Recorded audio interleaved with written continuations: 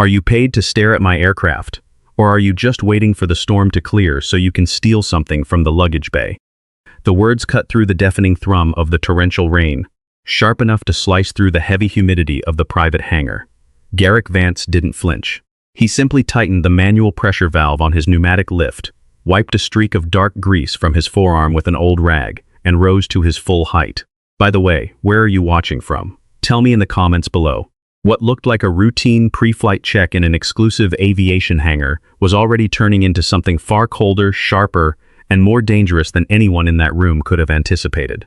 Within minutes, the powerful executives standing on the polished concrete floors were going to learn that the quiet man in the stained canvas jacket was the only person standing between them and a catastrophic disaster. Garrick was broader than he appeared when crouched beneath the massive twin-engine luxury helicopter, with a steady, unmovable stillness that didn't belong to a common-line mechanic. He spent his days pulling double shifts at the terminal, patching hydraulic lines, swapping out landing gear seals, and stretching every dollar to the absolute limit. His 7-year-old daughter, Clara, was currently sitting in the corner of the glass-walled pilot's lounge, her small fingers clutching a coloring book, trying her best to look brave. She knew her dad was supposed to be done hours ago, and every time the thunder shook the hangar doors, her eyes drifted anxiously back to him. Garrick worked himself to the bone for her, burying a past full of medals, top-secret clearances, and elite flight hours beneath a mountain of mundane maintenance invoices. Standing near the open cabin door of the premium aircraft was Blythe Sterling, the ruthless CEO of Sterling Prime Global.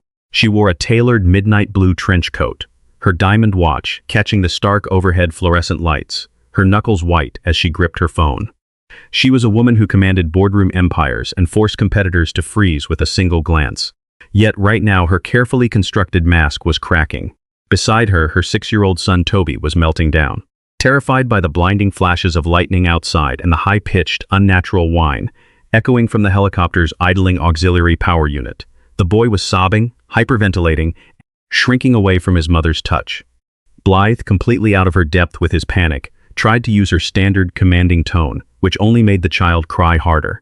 She was a billionaire who could buy entire fleets of aircraft, but in this moment of raw, emotional vulnerability, her wealth couldn't buy her son a single moment of peace. Before Garrick could even offer a word of comfort to the panicking child, a heavy hand slammed into his shoulder, shoving him back a step. "Step away from the fuselage, grease monkey," barked Captain Raymond Brooks, Blythe's chief pilot. Brooks stood clad in a pristine white uniform with gold epaulets, his chest puffed out with the arrogance of a man who flew high society elites.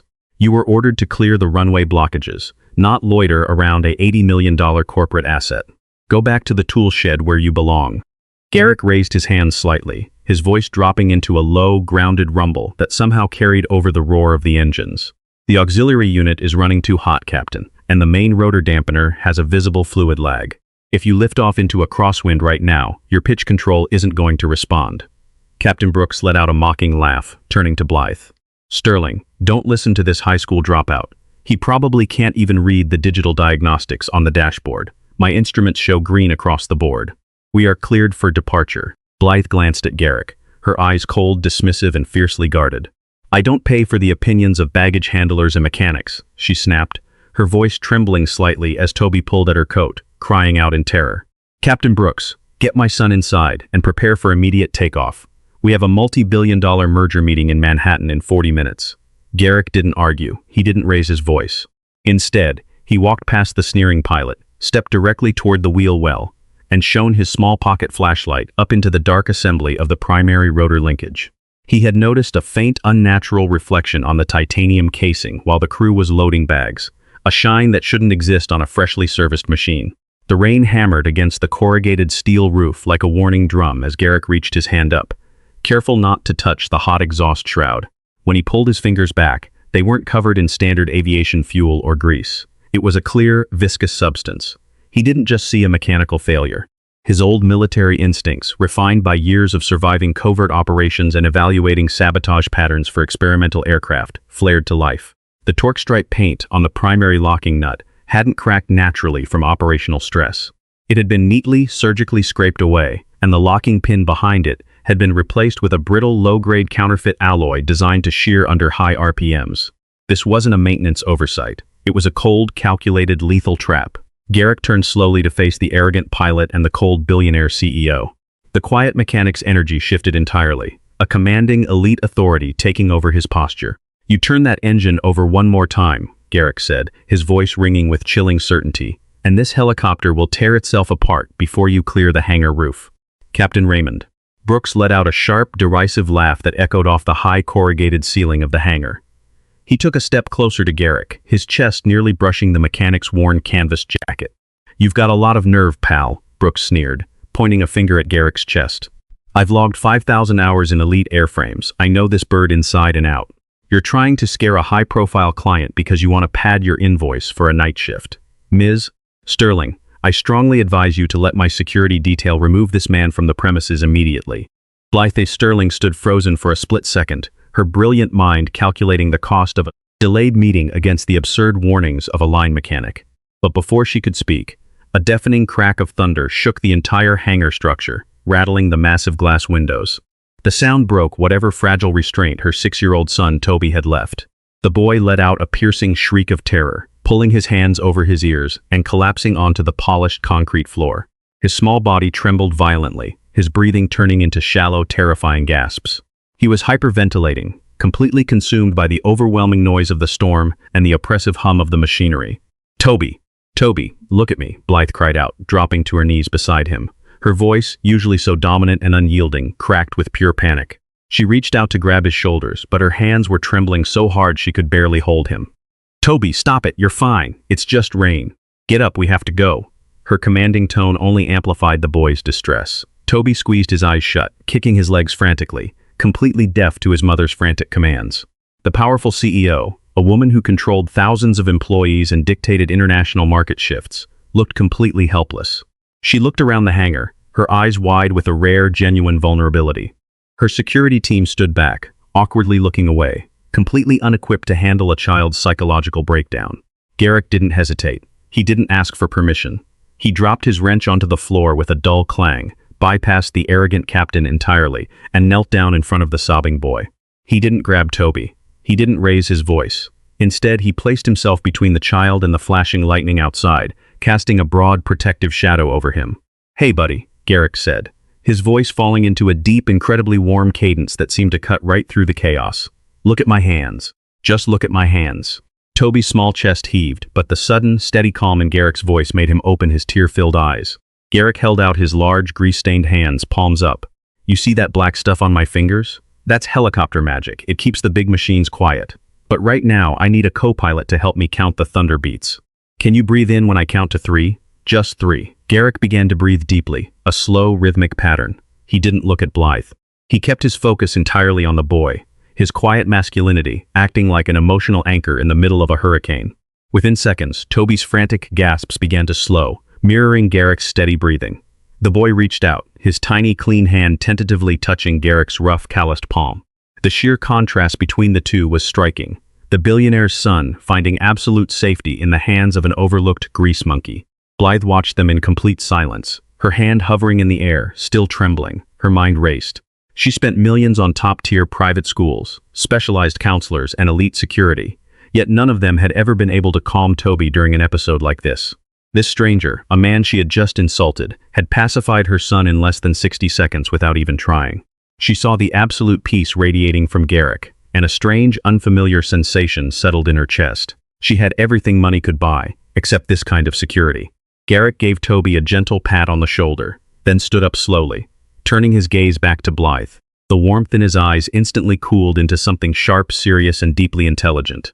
"Your son shouldn't be in the air tonight, Miss Sterling," Garrick said quietly, his voice carrying an undeniable weight, "and neither should you.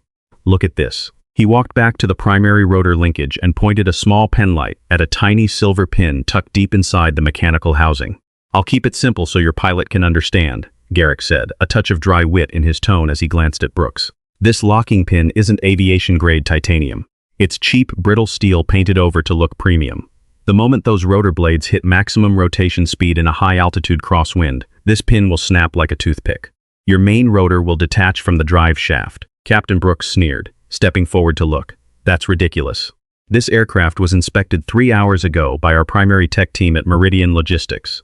Then whoever inspected it wanted to make sure you didn't land safely. Garrick replied, his voice dropping into a chilling whisper.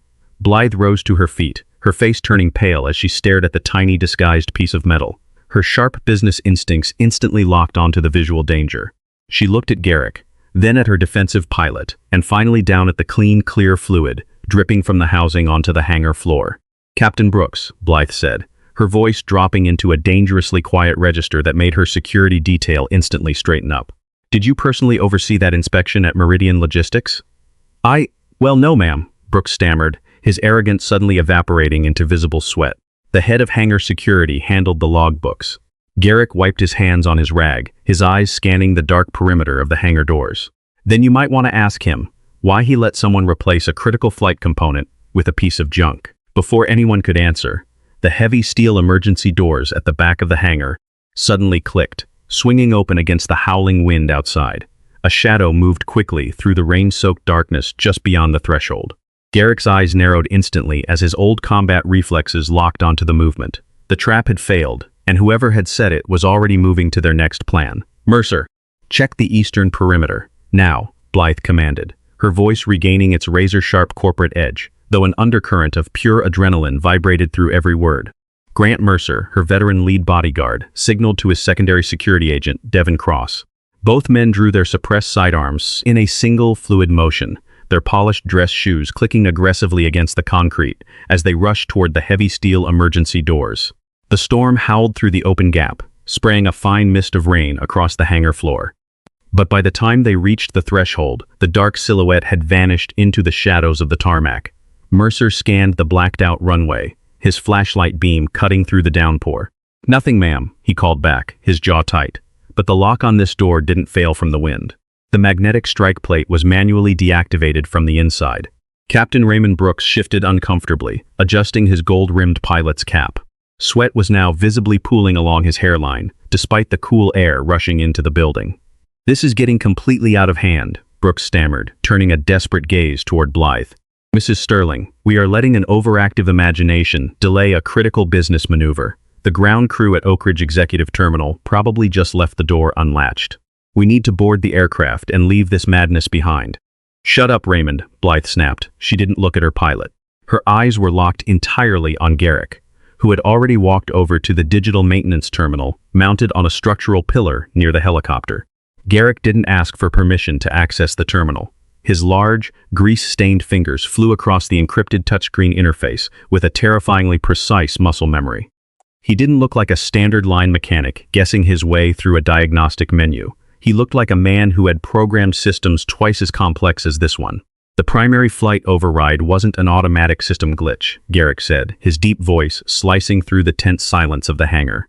He pointed a calloused finger at a rapidly scrolling wall of red diagnostic text. "Someone manually entered an administrative master code to clear the rotor dampener alerts.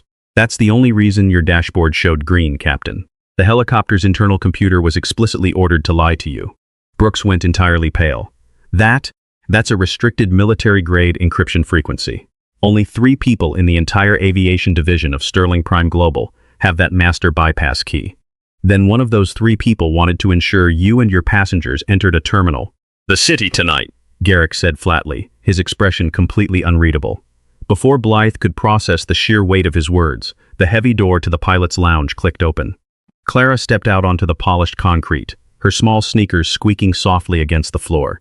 She was holding a battered plastic thermos of warm cocoa and a half-eaten sleeve of crackers. Her wide, innocent eyes took in the drawn weapons of the security guards, the massive running helicopter, and the heavy aura of fear hanging over the adults. "Dad?" Her soft voice carried beautifully through the cavernous space. "Is everything okay?" The big lights in the lounge started flickering. The transformation in Garrick was instantaneous.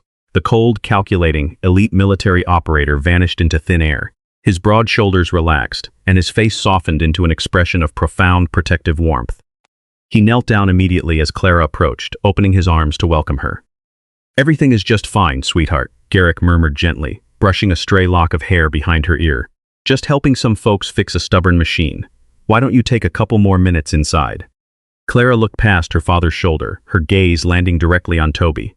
The billionaire's son was still sitting on the floor, his face tear-stained, and his tiny shoulders trembling as he tried to recover from his panic attack. Clara didn't see the expensive clothes or the security details surrounding him. She just saw a little boy who looked completely terrified. Bypassing the frozen adults, Clara walked right up to Toby, kneeling on the damp concrete beside him. She extended the sleeve of crackers toward him with a bright, resilient smile. "Sometimes when the thunder gets really loud, it helps to crunch on something noisy," Clara said softly, her voice filled with a natural, comforting empathy. "My dad always tells me that if you make more noise than the storm gets scared of you. Want one?" Toby looked up, his wide eyes shifting from the crackers to Clara's calm face. Slowly, his small, trembling hand reached out and took a cracker. He took a tiny, crunchy bite, his irregular breathing instantly stabilizing as he anchored himself to her quiet confidence. Blythe watched the two children, a heavy, painful lump forming in her throat. She had spent millions of dollars building a fortress around her son, employing elite child psychologists, high-end counselors, and round-the-clock security, yet none of them had ever been able to pull Toby out of a panic attack so effortlessly. This little girl, wearing a faded t-shirt and second-hand sneakers, possessed an emotional security that all the billions in the Sterling Empire could never buy. Blythe looked up at Garrick, her arrogant facade completely shattering, replaced by a deep, genuine respect. "You have raised an incredible daughter, Mr. Rowan," Garrick lied smoothly, slipping an old military operational alias into the conversation out of pure instinct to keep Clara's real identity protected. "Just Garrick is fine, Ms. Sterling." Before Blythe could press him on his background, the digital maintenance terminal behind Garrick suddenly let out a sharp, continuous, high-pitched chime. A fresh string of data flashed across the monitor in a violent, blinking amber hue. Garrick turned back to the screen, his eyes narrowing instantly as he read the incoming system log. The master key override hadn't been sent from an outside hacker or a remote corporate office. "What is it?" Blythe asked, stepping up directly behind him. Garrick pointed at the glowing digital timestamp on the monitor. "The command to completely shut down the rotor's backup manual braking system didn't come from headquarters," he said quietly, his voice turning ice cold. "It was transmitted exactly 60 seconds ago, from a physical device currently connected to this hangar's localized, secure wireless network." Blythe's breath hitched in her throat. "That network is heavily encrypted. Only the active flight crew has the security tokens." Garrick turned around slowly, his piercing gaze bypassing the bodyguards and locking directly onto Captain Raymond Brooks. The pilot's hand was buried deep inside his pristine white uniform jacket, his knuckles frozen over a small glowing metallic key fob hidden within his pocket. "Take your hand out of your pocket, Raymond." Blythe's voice didn't just command, it froze the air in the room. The absolute authority she wielded in corporate high-rises was now compressed into a deadly, focused beam directed straight at her chief pilot. Captain Raymond Brooks took a half-step backward, his eyes darting frantically between the two armed bodyguards closing in on him. His face had gone from pale to an ugly mottled gray. "Miss Sterling, this is insane. You are taking the word of a disgruntled grease monkey over a decorated pilot with an unblemished record? I was reaching for my asthma inhaler." "Let's see the inhaler, Captain," Grant Mercer said, his hand wrapped firmly around the grip of his sidearm as he stepped into the pilot's immediate personal space. Brooks opened his mouth to protest, his elite demeanor entirely collapsing into a desperate, sweating panic. He made a sudden, frantic motion to turn and run toward the open tarmac, but Mercer moved like a striking predator. The lead bodyguard grabbed Brooks's wrist, twisting it behind his back with a clean, brutal efficiency. A small, high-end metallic key fob clattered out of the pilot's hand, sliding across the wet concrete floor until it bumped against the toe of Garrick's heavy work boot. Garrick didn't bend down immediately. He looked at Brooks, his gaze carrying the crushing weight of a man who had seen real traitors in environments far more hostile than a private airport hangar. Slowly, Garrick knelt, picked up the device, and held it up to the fluorescent light. A tiny blue LED light was still pulsing on the sleek black casing, indicating an active data transmission. "It's a hardware bypass token," Garrick said, his deep voice perfectly level, completely untroubled by the violent arrest happening 5 feet away. "It acts as a physical bridge. When you plug it into the maintenance port during a pre-flight walk-around, it feeds a pre-recorded loop of healthy data to the pilot's dashboard. The computer thinks everything is perfect, while the actual physical components are being pushed to the point of catastrophic failure." Blythe stepped toward Brooks, her eyes burning with an icy, lethal fury. The sheer humiliation of the pilot was absolute. The gold epaulets on his shoulders, the pristine white uniform, the high society arrogance he had carried for years. All of it was stripped away in front of his employers, his peers, and a common line, mechanic. "I paid you $500,000 a year, Raymond," Blythe whispered, her hands trembling slightly, though her face remained a mask of stone. "I paid for your daughter's medical school. I gave you exclusive access to my family's estate. Who bought you? Brooks stopped struggling against Mercer's grip. He looked at Blythe, a sudden venomous sneer twisting his features. You think you're the only empire in this city, Sterling? You think your little merger tomorrow is going to happen just because you want it to? You were never supposed to make it to Manhattan tonight. If it wasn't for this pathetic trash picker stopping to poke his nose under my rotors, it would have been ruled a tragic accident caused by the weather.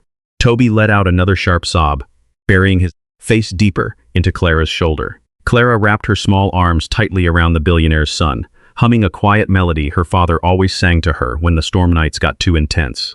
Blythe looked at her son, her heart breaking at his terror, and then turned back to Brooks. Take him to the security office. Call the federal transport authorities. I want him in chains before the sun comes up. It doesn't matter, Brooks shouted, laughing hysterically as Mercer began dragging him backward out of the main hangar bay. You're already trapped. You think the key fob was just an override? It's a countdown, you stupid woman. Look at the terminal. Garrick snapped his head back toward the digital maintenance monitor.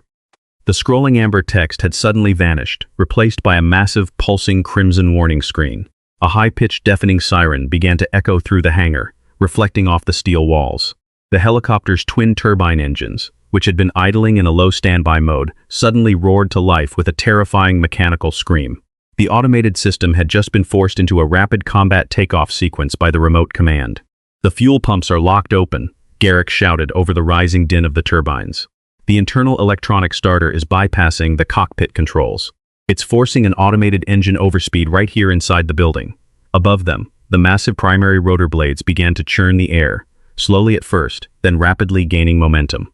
The sheer force of the downwash kicked up a violent storm of loose papers, plastic binders, and dust across the hangar floor. Get the kids inside the lounge, Garrick roared, his quiet masculinity instantly transforming into a battlefield command. Blythe panicked. The sudden, overwhelming roar of the spinning blades, the blinding flashing lights of the alarm system, and the physical force of the wind completely paralyzed her. She reached for Toby, but the sheer noise made her ears ring, and her knees buckled under the immense psychological pressure. For all her wealth, she was completely defenseless against a runaway $80 million machine threatening to tear itself apart right in front of her. Garrick didn't freeze. He sprinted toward the children, scooped both Clara and Toby into his massive arms in a single motion, and ran them straight into the heavy glass-walled pilot's lounge, slamming the thick door shut to dampen the sound. He emerged a second later, his eyes locking onto the spinning rotor head. Because the brittle counterfeit locking pin was still lodged in the linkage, the intense vibrations were already causing the titanium housing to spark violently. If the blades hit maximum operational RPM inside the enclosed hangar, the pin would shear, sending 4 massive composite blades flying through the structural walls like supersonic shrapnel. They had less than 2 minutes before the aircraft turned into a lethal fragmentation bomb. Garrick turned to Blythe, his expression rock solid, his voice cutting through her panic like a lighthouse beam.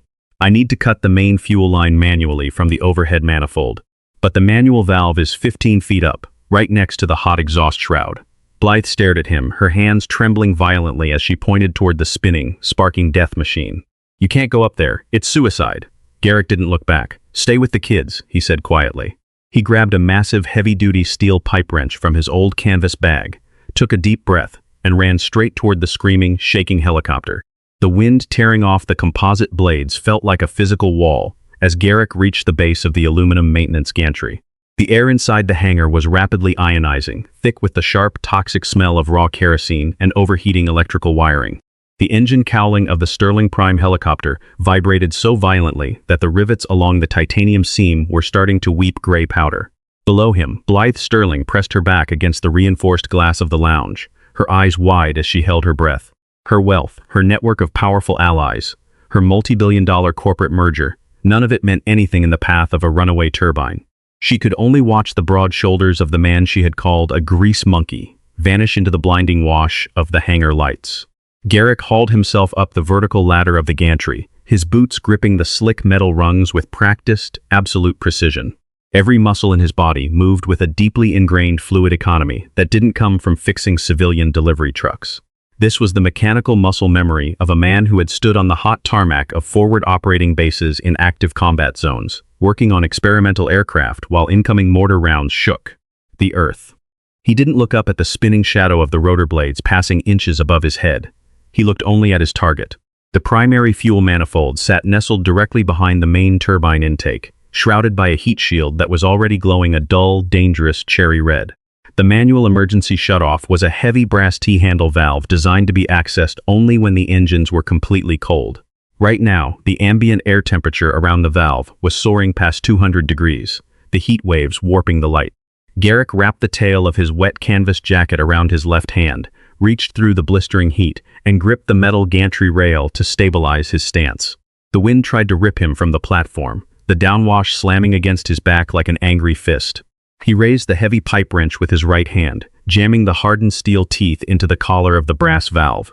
"Come on," he muttered, his voice buried beneath the mechanical shriek of the engine. He threw his entire body weight against the wrench. The metal groaned, but the valve didn't budge. The automated system was still pumping high-pressure fuel into the combustion chambers, fighting against his manual intervention. Through the thick glass window of the pilot's lounge, Toby and Clara sat huddled together. Toby had stopped crying entirely, his eyes glued to the towering figure of Clara's father up on the platform. Clara pressed her shoulder against Toby's. "Watch him," she whispered proudly, her small voice steady. "My dad can fix anything, even the monsters."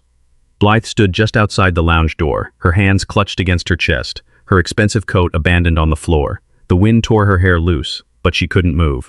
She saw the sparks flying from the rotor head escalate into a continuous blinding stream of silver light. The brittle counterfeit pin was fracturing. Tiny shards of steel were already spitting out of the housing, peppering the aluminum gantry like buckshot. One shard sliced across Garrick's cheek, leaving a thin crimson line, but he didn't even blink. The sheer contrast between his grounded, unshakable masculinity and the absolute chaos surrounding him struck Blythe with the force of a physical blow. She had spent her entire adult life surrounded by powerful men, CEOs, senators, elite military generals, men who spoke with booming voices in carpeted boardrooms. But face to face with raw, lethal danger, every single one of them would have ordered someone else to climb that ladder. This man didn't look back to see who was watching. He just did what was required to keep people safe. Garrick readjusted his grip on the wrench. He knew the internal architecture of this specific turbine drive assembly. It wasn't standard civilian tech. It was a modified variant of an old military transport system he had helped engineer during his time with the Special Operations Aviation Command. He knew that behind the brass collar sat a primary hydraulic pressure seal. If he couldn't turn the valve, he had to shatter the pressure balance. He reversed the heavy pipe wrench, using the solid steel butt of the handle like a hammer. With a sudden, explosive burst of power, he slammed the wrench into the base of the fuel regulator block. The impact sent a violent vibration up his arm, but he didn't stop. He struck it a second time, then a third. On the fourth strike, the high-pressure fuel line cracked. A geyser of atomized fuel sprayed across his jacket, but the sudden drop in line pressure caused the internal fuel bypass valve to slam shut. The engine's deafening shriek caught in its throat. The turbine let out a heavy, choking cough, followed by a violent metallic bang as the combustion died. The roaring wind began to drop instantly. The massive rotor blades, stripped of their power, slowed from a terrifying blur down to a heavy swinging rotation. The deafening siren in the hangar continued to pulse, but the mechanical monster had been broken. Garrick hung over the gantry rail for a long second, his chest heaving as he wiped a mixture of rain, sweat, and fuel from his eyes. He slowly slid the pipe wrench back into his belt, checked his hands for serious burns, and began his descent down the ladder. Blythe took a step forward, her legs shaking so violently she could barely support her own weight. The silence that filled the hangar was heavy, punctuated only by the dying hiss of the hot turbine and the steady drip of fluid onto the floor. As Garrick's boots fully touched the concrete, she realized her hands were trembling, not from panic anymore, but from a profound, overwhelming sense of awe. The single father walked toward her, his face streaked with grease and blood, but his eyes were completely calm, holding that steady protective warmth that money could never purchase. The heavy hangar doors groaned as they were forced open from the outside. The flashing red alarm lights illuminated a convoy of armored tactical SUVs and black luxury sedans tearing across the rain-swept tarmac, their tires screeching to a halt inside the dry perimeter of the building. Dozens of federal agents in tactical gear flooded the space, weapons pulled, alongside a small group of high-ranking corporate executives from the Sterling Prime Global Emergency Response Team. At the front of the pack stood Julian Albright, a senior board director known for his ruthless ambition. He scanned the hangar, his eyes widening in absolute shock when they landed on the fully intact, though smoking, helicopter. He looked at the restrained Captain Brooks, and a flash of pure panic crossed his face before he quickly masked it with cold arrogance. What is the meaning of this absolute chaos? Albright boomed, his voice echoing over the dying sirens. He pointed a finger directly at Garrick, who was standing quietly near the base of the gantry, bleeding from the small cut on his cheek. Mercer, why is this grease-stained vagrant standing next to a compromised corporate asset? Agents, arrest that mechanic immediately. He has clearly sabotaged Ms. Sterling's aircraft. Captain Brooks let out a ragged, desperate laugh from where Mercer held him down. Yes, he did it. He's the one who altered the flight code. Blythe Sterling stepped forward, her voice returning with a venomous fury that silenced the entire room. Hold your fire. If anyone touches him, I will dismantle your entire department by sunrise. Julian, you don't dictate orders in my hangar. Blythe, be reasonable, Albright countered, smoothing his expensive silk tie, trying to regain his composure in front of the swelling crowd of security. Personnel and lower-level technicians, who were now gathering around the perimeter. The man is a common laborer. He's covered in fuel and blood. He has no business standing in an elite facility like this. Before Albright could speak another word, a towering figure stepped out from the center of the Federal Tactical Line. He wore a crisp, dark military uniform adorned with an array of high-level service medals and an official gold crest. It was General Gideon Briggs, the director of Joint Aerospace Security Command. The crowd of executives and security guards instinctively parted for him. Albright immediately put on a polished smile. General Briggs, thank you for arriving so quickly. As you can see, we have a major security breach caused by this line mechanic. General Briggs didn't even look at Albright. He didn't look at Blythe Sterling. His piercing, battle-hardened eyes locked onto Garrick Vance. The general froze in his tracks, his breath catching in his chest. The absolute authority the general usually carried vanished, replaced by an expression of profound, unmatched reverence. In front of the entire gathering crowd, the powerful billionaire board members, the private security details, and the trembling, humiliated pilot, General Gideon Briggs snapped his boots together. He brought his right hand up to his brow, locking into a flawless, rigid military salute. Commander Vance, General Briggs said, his deep voice booming through the cavernous hangar with an echo that made everyone's heart stop. Sir, we had no idea you were located in this sector. The hangar went dead silent. The only sound was the faint, rhythmic ticking of the cooling helicopter engine. Julian Albright's jaw dropped. Captain Brooks froze, his eyes bulging as he stared at the grease-covered man he had just tried to frame. Blythe Sterling turned her gaze slowly from the saluting general to Garrick, her mind completely reeling. Garrick Vance stood perfectly still. He let out a quiet, tired sigh, wiping a fresh drop of blood from his cheek with the back of his hand. He didn't drop into a military posture. He stayed grounded, his quiet masculinity completely dominating the room without him even trying. At ease, Gideon, Garrick said softly, his voice carrying the calm, absolute weight of a man who used to command entire fleets before he chose to change brake pads for a living. I'm off the clock. General Briggs lowered his hand slowly, his face still filled with absolute awe. With all due respect, sir, the Pentagon has been searching for you for 5 years. The entire architecture of the global aerospace defense network relies on the propulsion algorithms you authored. To find you here, working as the general trailed off, looking at the heavy wrench in Garrick's hand. I fix what's broken, Gideon, Garrick said simply, his eyes cutting directly toward the pale, sweating Julian Albright. And right now, your corporate board has a massive structural failure. Blythe Sterling took a slow step toward Garrick, her heart hammering against her ribs. The realization washed over her with a devastating clarity. The humble single father who had knelt in the grease to calm her panicking son, the man she had dismissed as an uneducated laborer, was the legendary aviation genius whose foundational patents built the very empire she ran. She had all the money in the world, but she was standing in the shadow of the true architect of the skies. Albright stammered, backing away as 2 federal agents instantly shifted their weapons, aiming them directly at his chest. This is a misunderstanding, General. I have no idea who this man is. His name is Commander Garrick Vance, General Briggs said, his voice dropping into a dangerous, lethal growl as he looked at Albright. And you just tried to assassinate the most protected military mind in the United States. The power reversal was absolute. The crowd stared in absolute admiration and shock, while the elite executives who had dominated the evening shrunk into nothingness. But Garrick didn't look at the crowd. He turned his head toward the pilot's lounge, where the glass door was sliding open once again. Federal agents moved in with terrifying efficiency, their boots striking the floor in perfect synchronization as they stripped Julian Albright of his high-end briefcase and forced his arms behind his back. The heavy metal click of handcuffs echoing through the hangar signaled the absolute end of his corporate empire. Captain Brooks was dragged out alongside him, his uniform crumpled, his prestige utterly shattered in front of the lower-level mechanics and refueling crews, who stood in a wide, silent circle around the perimeter. Julian Albright thrashed against the grip of the agents, his face twisted in a mask of pure desperation as he glared at the quiet man in the canvas jacket.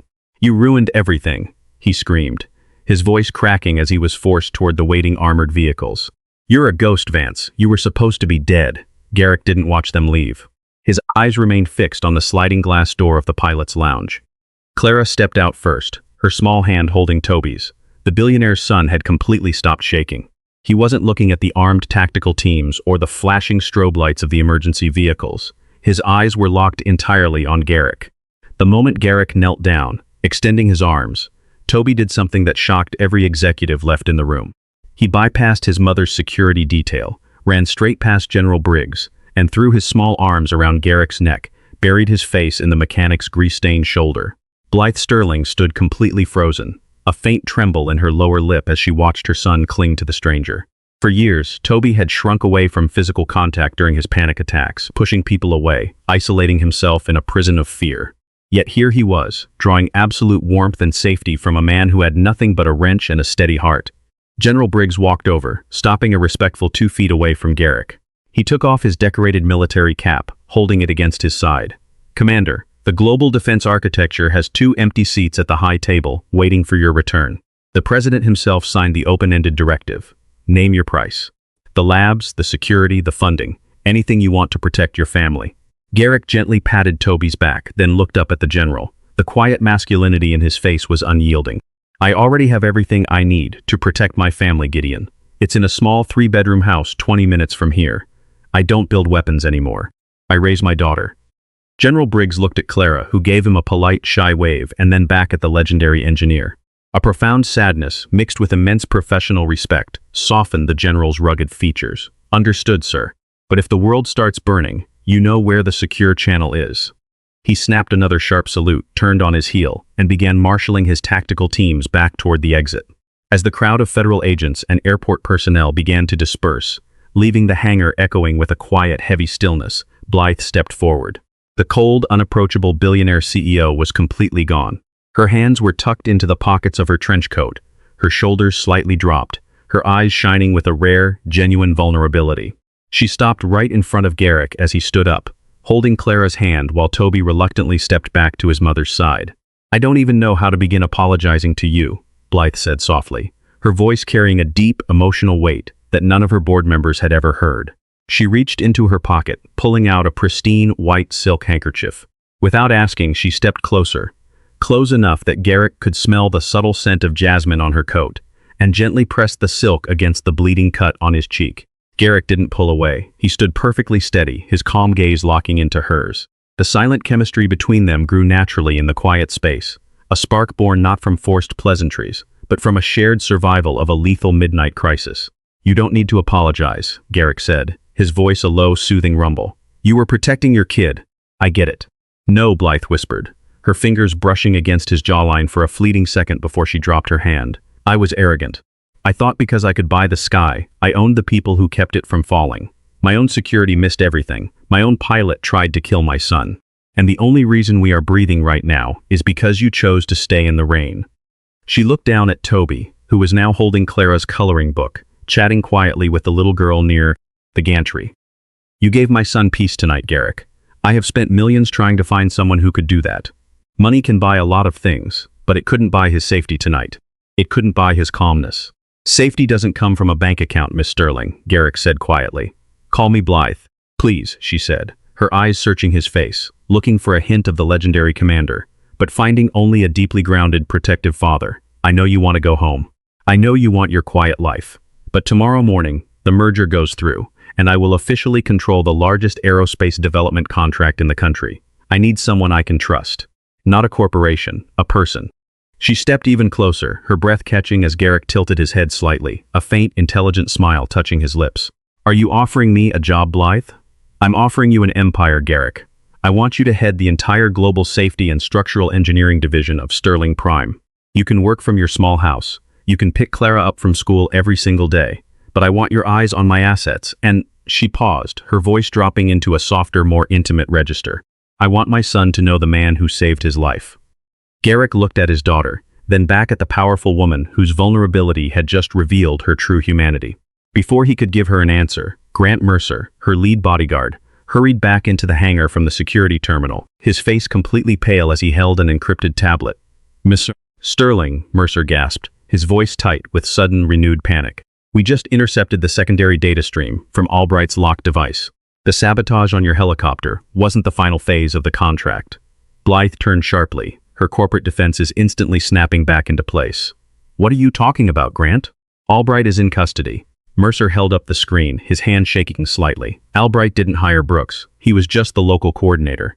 The primary payment came from an untraceable offshore account, linked directly to a private charter flight that just took off from the private runway across the field 3 minutes ago. They aren't trying to stop the merger, Miss Sterling. They are fleeing the country with the master blueprints of the experimental military drone engine, the ones only Commander Vance has the encryption keys to decrypt." Garrick's eyes went completely dark, the warmth vanishing from his face as his true identity as a legendary military strategist locked back into place. He looked out the massive hangar windows toward the storm-swept runway, where the distant bright tail lights of a private jet were already lifting into the dark sky. Garrick looked down at the tablet in Mercer's hand. The red tracking dot representing the fleeing private charter plane was already climbing rapidly past 5,000 feet, cutting through the heavy storm clouds. "They think they're clean," Mercer said, rubbing his face. "Once they hit international airspace, those blueprints will be auctioned off to the highest bidding rival syndicate. We can't scramble military jets fast enough in this weather." Blythe's face hardened, her hands curling into tight fists. "Everything we built. The entire future of national security gone in a 3-minute head start." Garrick didn't look defeated. He walked back to the digital maintenance terminal, his heavy work boots leaving faint, wet imprints on the concrete. The screen was still pulsing with the aftermath of the helicopter shutdown, but Garrick didn't use the standard technician interface this time. He swiped his palm across the biometric optical scanner at the base of the terminal. The screen flashed amber, demanding an administrative override that didn't exist in any civilian handbook. "Garrick," Blythe whispered, stepping up beside him, her eyes wide as she watched the interface completely change shape. A complex cascade of geometric data matrices began to scroll down the glass monitor, glowing in a brilliant sovereign blue. "They forgot one foundational rule about the drone engine blueprints," Garrick said, his deep voice filled with a terrifyingly calm, absolute authority. His fingers moved across the glass panel like a master pianist, entering a 64-digit alphanumeric sequence from memory. "I didn't just author the encryption algorithms. I built a digital anchor into the core source code. If those files are extracted from a secure corporate server without my active biometric handshake, the data packet automatically broadcasts a localized distress beacon to the nearest automated flight control matrix." General Briggs, who was halfway out the hangar doors, stopped dead in his tracks. He turned around slowly, a look of realization washing over his face. "The Skyhook Protocol." "Exactly," Garrick murmured. He struck a final command key. "Every modern private luxury transport aircraft built in the last 10 years uses the standardized Federal Automated Autopilot framework. And that framework answers directly to my master security architecture." Miles away, high above the jagged storm clouds, the fleeing private charter jet suddenly shuddered. Inside the cabin, the rogue operatives watched in horror as their primary instrument panels turned completely dark, replaced by a single glowing blue seal of the United States Aerospace Security Command. The pilots slammed their hands against the manual overrides, but the yoke moved entirely on its own, locked by a remote, unyielding digital hand. On the hangar monitor, the red tracking dot stopped climbing. It paused at 8,000 feet, began a wide, perfectly executed banking turn, and started a steady, automated descent right back toward the tarmac they had just escaped from. "He's grounding them," Mercer whispered, staring at the screen in absolute disbelief. "He's forcing the plane to land itself." "They didn't just steal my files," Garrick said quietly, his gaze shifting toward Clara, who was watching him with a proud, bright smile. "They threatened a room where my daughter was standing. That's a mistake nobody gets to walk away from." 10 minutes later, the high-pitched scream of the private jet's engines filled the airfield as it touched down on the rain-slicked runway. Before the aircraft could even taxi to a complete stop, General Briggs' armored tactical SUVs swarmed the fuselage, blocking the wings and boxing it in completely. Heavily armed agents breached the main cabin door, neutralizing the operatives and securing the stolen encrypted hard drives without a single shot being fired. Justice was absolute, swift, and entirely public. The surrounding airport workers, mechanics, and logistics crews watched the entire sequence unfold in stunned admiration. The man who had spent months quietly patching their oil leaks and changing their tires had just brought down an international espionage ring from a broken maintenance terminal. The silence returned to the hangar, softer this time, filled with the promise of a clear morning. The first true rays of the sun broke through the dissipating storm clouds, casting a golden light through the massive glass windows. General Briggs walked back over to Garrick, handing him a secure, encrypted mobile communicator. "The hard drives are recovered, Commander. The network is completely dark. The country owes you a debt that can never be paid in a boardroom." Garrick took the communicator and slipped it into his jacket. "Just doing the evening maintenance, General." Briggs smiled, gave one final respectful nod to Clara and Toby, and walked out into the bright morning light, his team following behind him. Blythe Sterling stepped into Garrick's immediate space, her eyes shining with a profound, quiet emotion. She looked down at Toby, who was standing beside Clara, proudly showing her a drawing he had made in the corner of her book. The boy was completely at peace, his fears entirely dissolved by the steady strength of the single father standing before him. "The Empire is still yours if you want it, Garrick," Blythe said softly, her voice carrying a rare warmth that had nothing to do with corporate negotiations. She reached out, her fingers gently catching his hand, her touch lingering on his calloused skin. "But more than that, I think Toby and I are going to need a lot of help learning how to navigate the quiet days. We spent so long fighting the storms alone." Garrick looked down at their joined hands, then met her gaze, his calm, protective smile returning. "I don't mind fixing things, Blythe. But I only take jobs where I can bring my daughter. You can bring her to every meeting, every estate, and every flight," Blythe promised, her heart swelling with a hope she hadn't felt. "Lifetime. From now on we travel together," Clara giggled, tugging on Toby's sleeve. "See?